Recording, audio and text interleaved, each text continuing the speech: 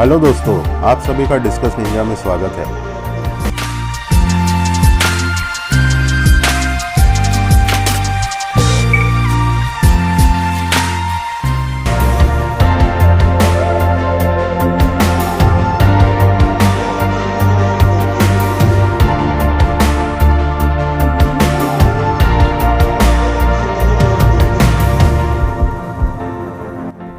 अब कई लोगों का मुझे ईमेल और कमेंट आया था कि डिस्कस डिसीज़ एंड ट्रीटमेंट भी कवर करें। यह एक्चुअल में एक वास्ट टॉपिक है, इसलिए मैंने एंड विनील भाई ने इसे पार्ट्स में शोकेस करने का डिसाइड किया। हर पार्ट में विनील भाई हमें डिफरेंट डिसीज़ के symptoms, causes and treatment full detail में समझाएंगे। अगर आपको ये वीडियो पसंद आए तो इस वीडियो को लाइक कर देना और चैनल पे नए हो तो चैनल को भी सब्सक्राइब कर देना, क्योंकि मैं ऐसे ही फिश रिलेटेड वीडियोस हमेशा लाते रहता हूँ। तो चलिए अब बिना टाइम वेस्ट किए विनील भाई से बात करते हैं। हेलो विनील भाई, आपका डिस्कस निंजा में फिर से स्वागत है। हेलो। तो आज हमें आप क्या बताएंगे सर?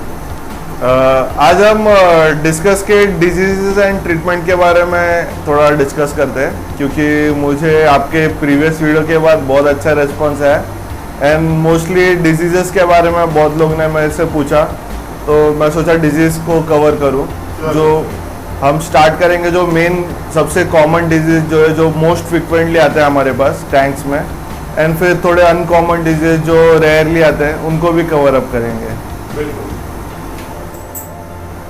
विनील भाई, तो पहला डिसीज हम कौन सा डिस्कस करेंगे? सबसे कॉमन डिजीज़ है वो हम वहाँ से स्टार्ट करते हैं। सबसे कॉमन है गिल फ्लूक।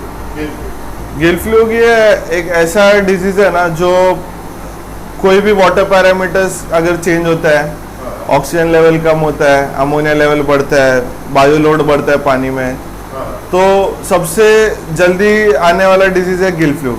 आप नोटिस करेंगे आपका मच्छी सरफेस पे आके ब्रीथ कर रहा है, या फिर आपका मच्छी थोड़ा कम खाना खा रहा है, कम एक्टिविटी है, थोड़ा डार्क हो गया है, गिल थोड़ा ज़्यादा ओपन कर रहा है। तो ये सब आइडेंटिफाई करने के तरीके हैं कि हम पता लगा सकते हैं कि गिल फ्लूक हुआ है।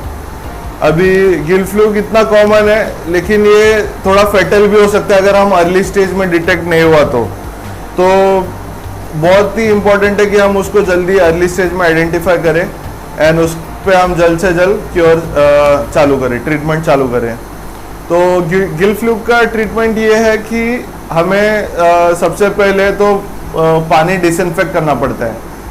कोई भी ट्रीटमेंट चालू करने से पहले पानी हमेशा डिसइंफेक्ट करना चाहिए, नहीं तो फिर वो मेडिसिन का है ना प्रॉपर इफेक्ट नहीं होएगा मच्छी पे।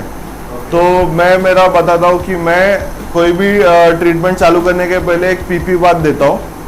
पीपी बाथ जैसे मैंने बताया था आपको, पोटेशियम परमैंगनेट ऐड करने का लाइट पिंक कलर में, half an hour to 1 hour का बाथ देने का, एंड 80 to 100% पानी चेंज करने का। आपके ऊपर है, 80 करना है, 100 करना है, आपके ऊपर है।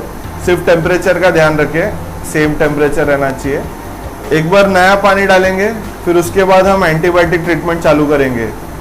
तो सबसे बेसिक हम जो एंटीबायोटिक यूज़ करेंगे गिल फ्लूक के लिए, दैट इज़ ऑक्सीटेट्रासाइक्लिन या फिर टेट्रासाइक्लिन, जो अपना लोकल केमिस्ट के पास इजीली अवेलेबल रहता है।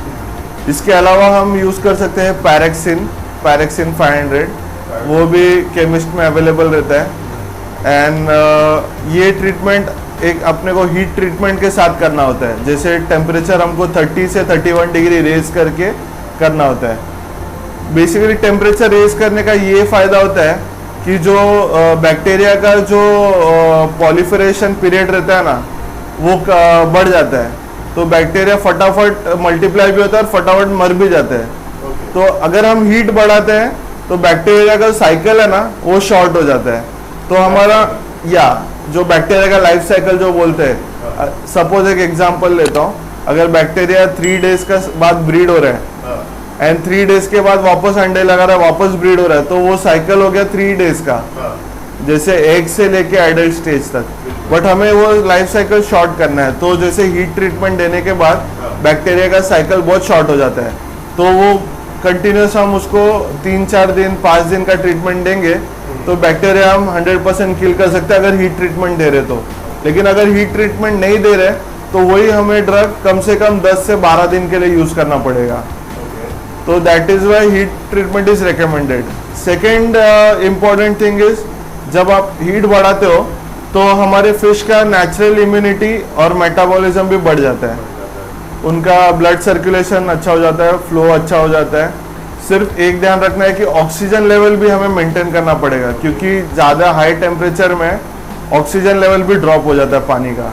तो ड्यूरिंग द ट्रीटमेंट हमें ऑक्सीजन बहुत फास्ट करना पड़ेगा। ये दो चीज़ इंपॉर्टेंट हो गए, एंटीबायोटिक एंड हीट। इसके अलावा हम रॉक सॉल्ट ऐड कर सकते हैं। रॉक सॉल्ट क्या करता है कि बैक्टीरिया को डिहाइड्रेट करता है, तो बैक्टीरिया का जो वाटर रिटेनिंग कैपेसिटी है वो कम हो जाता है, उसके वजह से वो रैपिड मल्टीप्लाई जो उनका प्रोसेस रहता है वो कम हो जाता है। And other thing is rock salt is good for discus to relieve stress. And rock salt में बहुत भी ऐसे मिनरल्स हैं जो डिस्कस को नेचुरली इम्यूनिटी बढ़ाने में हेल्प होता है। तो third is we can use rock salt. The fourth thing is what we can do is हम पानी का पीएच एडजस्ट कर सकते हैं, पीएच कम ज़्यादा कर सकते हैं, but which I usually don't recommend. But अगर कोई एक्सपीरियंस ब्रीडर है, जो मैं खुद पर्सनली पीएच रेगुलेट नहीं करता हूँ, जो नॉर्मल टैप वाटर है उसमें ही ट्रीटमेंट देता हूँ। बट एज अ इंफॉर्मेशन मैं शेयर करना चाहता हूँ कि जितना लोअर पीएच होएगा उतना बैक्टीरिया का ग्रोथ कम हो जाता है। बैक्टीरिया हो गया, कोई भी फ्लैजेलेट हो गया, वर्म्स हो गए, वायरसेस हो गए, ये कम पीएच में ज़्यादा सर्वाइव नहीं करते हैं, पैरासाइट्स। तो नेचर में क्या होता है, नेचुरली पीएच बहुत कम रहता है, तो एनीवेज जो बैक्टीरिया ग्रोथ हो गया, वायरस का जो प्रोलिफरेशन हो गया, ये सब नेचुरली कंट्रोल में रहता है नेचर में, क्योंकि उधर पीएच ऑलरेडी कम रहता है। हमारे टैप वाटर में पीएच 6.5 to 7.5 रहता है, जो बहुत ही अच्छा सूटेबल है डिजीजेस को कैच करने के लिए। तो ये 4 पॉइंट है जो मैं मेंशन करना चाहता था। बट पीएच के साथ until and unless you don't have any experience, आप कुछ ये मत करिए, कम ज़्यादा मत करिए, वो डिस्कस को भी तकलीफ देते हैं। एंड फिफ्थ चीज़, आपको जब भी ट्रीटमेंट चालू करना है उसके पहले आपको सारे कांच का साइड्स बॉटम स्पंज से वाइप आउट करना है, प्लस जो फिल्ट्रेशन मीडिया है, स्पंजेस है, सब निकाल के डिसइंफेक्ट करना है। एंड सिर्फ एयरस्टोन रखना है, क्योंकि जो आप मेडिसिन हम एंटीबायोटिक्स यूज़ कर रहे हैं वो सिर्फ फिश को इफेक्ट होना चाहिए, ना ही बाकी स्पंज में एब्जॉर्ब होना चाहिए। उसके लिए ये 5 चीज़ याद रखेंगे, proper antibiotics, heat treatment, rock salt, pH regulation अगर इफ़ नेसेसरी, या फिर जो अपना है कांच क्लीन करो, क्योंकि मोस्टली जो बैक्टीरिया ग्रोथ है वो सरफेस पे होता है, तो सरफेस भी प्रॉपर क्लीन करेंगे। And sponge and all the accessories हम निकाल देंगे टैंक से, except for the heater. Sunil भाई, मुझे एक बात पूछनी थी। आपने जो हीट ट्रीटमेंट प्रॉपरली एक्सप्लेन किया, लेकिन मैं अभी स्टिल कंफ्यूज हूँ कि बैक्टीरिया हीट से ग्रो होता है, लेकिन आपने जैसे किया कि उसका लाइफ साइकिल कम हो जाता है, तो आप जरा वो थोड़ा और डिटेल में समझा सकेंगे? यस यस, पहले हम लाइफ साइकिल की बात करते हैं। What is life cycle? अभी सपोज बैक्टीरिया आज ग्रो हो रहा है, तो डे 1 में वो ब्रीडिंग मल्टीप्लाई होना चालू नहीं होता है, उसको मल्टीप्लाई होने के लिए 3 से 4 दिन लगता है। एंड दैट इज व्हेन कि हमें पता भी नहीं कि हमारे टैंक में बैक्टीरिया है या कोई डिजीज है, प्रॉब्लम है।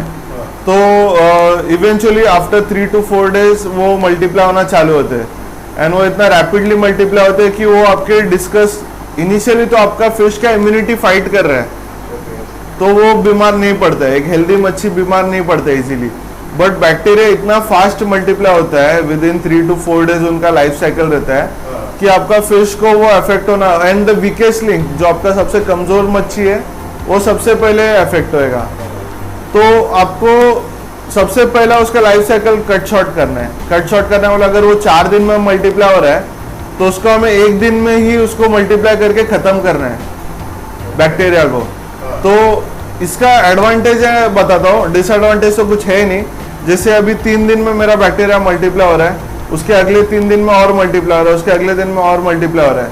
तो जो हम एंटीबायोटिक्स यूज़ कर रहे हैं वो सिर्फ फर्स्ट जनरेशन बैक्टीरिया को किल कर रहे हैं, जो इनिशियल पेरेंट बैक्टीरिया बोल सकते हैं, एक्स तो उनके रहेंगे। या उसके एग्स को भले ही अगर हम लॉन्ग ट्रीटमेंट देंगे 5 डेज 6 डेज 10 डेज, तो हम उसके एग्स को एंड उसके नेक्स्ट जनरेशन को किल कर सकते हैं। बट हीट ट्रीटमेंट देने की वजह से उनका साइकिल इतना फास्ट हो जाता है कि एक एक दिन का उनका लाइफ साइकिल हो जाता है। तो day 1 is like generation 1, day 2 is second generation, day 3 is third generation. And हम 5 डेज का अगर एंटीबायोटिक ट्रीटमेंट देते हैं तो वी मेक श्योर कि उनका ऑल जितना भी जनरेशन है पूरा किल हो जाए, ना ही कोई लार्वा बचे, ताकि वो नेक्स्ट वापस ब्रीड होके हमारे डिस्कस को अफेक्ट हो जाए। तो that is why this is the significance of life cycle. ये मैंने पढ़ा है एंड शायद रिसर्च किया है लोगों ने करके ही ये लिखा है। एंड आई थिंक ये जो पॉइंट है कि हमें लंबा ट्रीटमेंट नहीं करना है, हमें इफेक्टिव ट्रीटमेंट करना है। तो मिनिमम इज 5 डेज, उससे कम मत करो। 3 डेज में भी आपका मच्छी आपको लगेगा कि खा रहा है, घूम रहा है, अच्छा रिकवर हो गया है, बट 5 डेज का तो minimum antibiotic treatment I recommend. उसके बाद भी अगर आपका फिश ठीक नहीं लग रहा है तो 1-2 दिन का गैप दे दो, उसके बाद वापस एक 5 दिन का ट्रीटमेंट दे दो विथ सेम और सम अदर। जैसे मैंने 2 एंटीबायोटिक मेंशन किया, टेट्रासाइक्लिन एंड पैरेक्सिन। तो फर्स्ट 5 डेज आप टेट्रासाइक्लिन यूज़ करो, अगर आपको इफेक्ट नहीं मिल रहा है तो आप पैरेक्सिन यूज़ करो नेक्स्ट 5 डेज का ट्रीटमेंट के लिए। सर लेकिन मतलब आपका कहने का मतलब है हीट ट्रीटमेंट से बैक्टीरियल जो उनका ग्रोथ है वो फास्ट स्पीड अप हो जाता है, उनका लाइफ स्पैन कम हो जाता है। ओके। अनिल भाई, आपने अभी जो गिल फ्लूक्स के बारे में बताया, तो आपने उसके बारे में ट्रीटमेंट और सिम्टम्स बताए, तो आप हमें ये बता सकते हैं कि उसके कॉजेस क्यों होते हैं, वो गिल फ्लूक क्यों कॉज होता है? गिल फ्लूक बेसिकली हमारा एक्चुअली कोई भी डिस्कस रिलेटेड बीमारी का सबसे main cause is bad water quality. ये ऑलमोस्ट हर एक बीमारी में सबसे कॉमन कॉज है कि हम पानी का क्वालिटी मेंटेन नहीं कर रहे हैं। इसके अलावा कॉज क्या होता है कि हम एक टैंक में, सपोज एक 4 फीट टैंक में एक छोटा बेबी साइज अगर 20 फिश रख रहे हैं, over a period of time वो ग्रो हो जाते हैं एंड स्टॉकिंग डेंसिटी बढ़ जाता है अपने आप। वो mass of discuss is replaced by volume of water. तो क्या होता है कि आपका मच्छी ग्रो हो रहा है, आपका फीडिंग इंक्रीज हो रहा है, बट आपका वाटर चेंजेस आप उतना ही रख रहे हो।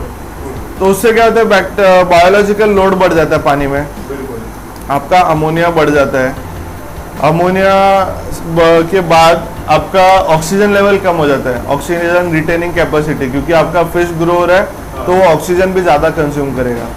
तो इवेंचुअली इट इज़ रिकमेंडेड कि आप फिश को डिवाइड कर लो जैसे जैसे बड़ा हो रहा है, ताकि ये सब कॉजेस आप अवॉइड कर सको। बट मोस्टली हम ये चीज़ नेकेड आई से ऑब्जर्व नहीं कर सकते कि अमोनिया ट्रांसपेरेंट रहता है पानी में, हमको दिखाई नहीं देता है। तो ये सबसे मेन कॉजेस है, ammonia buildup, high biological load, rotten food, high stocking density of your fish, low bad water quality, bad water changes, ये सब कॉजेस है कि आपका फिश को गिल फ्लूक हो सकता है। Thank you.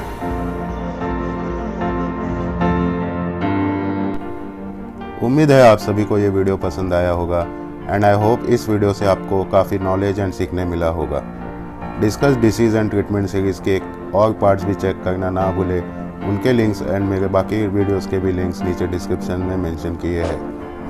Please like, share and subscribe to my YouTube channel. तो फिर मिलते हैं अगले वीडियो में, तब तक के लिए thanks and God bless you all.